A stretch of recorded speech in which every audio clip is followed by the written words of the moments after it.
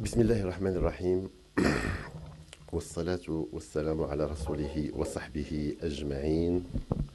Mr. President of the Renew PAC, Mr. Speaker of Ivory Coast, Madam President of International Liberal, my sister Hakima Haiti, Honorable MPs, Excellencies, fellow Liberals, ladies and gentlemen.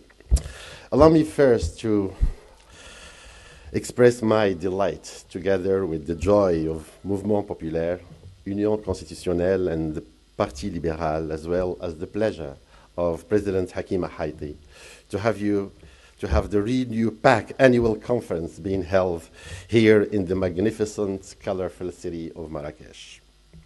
Allow me second to thank the organizers, co-organizers, and all those who contributed to make of the Renew PAC annual meeting the event that it is today. The choice of Marrakesh as the venue of Renew PAC annual conference is not haphazard, nor is it fortuitous. Marrakesh is indeed one of the 4 imperial cities of Morocco.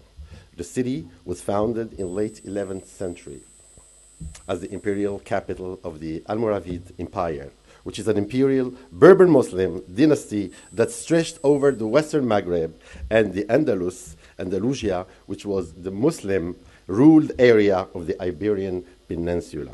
Needless to remind you that the Andalusian civilization stood for 8 centuries in Europe, stretching from modern Spain and Portugal to parts of present-day southern France. Marrakesh, the red sandstone or red city, established itself as a cultural, religious, and trading center for the Maghreb and sub-Sahara Africa. Late King Hassan II said once, describing Morocco through the analogy of the tree, and he went like, Morocco is a tree deeply rooted in Africa with the leaves stretching over Europe. The idea here is to emphasize both the Moorish influence in Iberia, as you might have noticed in the cuisine, spices, architecture, and much more, as well as the Morocco's ancient ties with sub-Sahara Africa, which go as far back as the founding of the kingdom in the 7th century onwards. This is to say, ladies and gentlemen, that the choice of Marrakesh is to host this meeting is not inappropriate.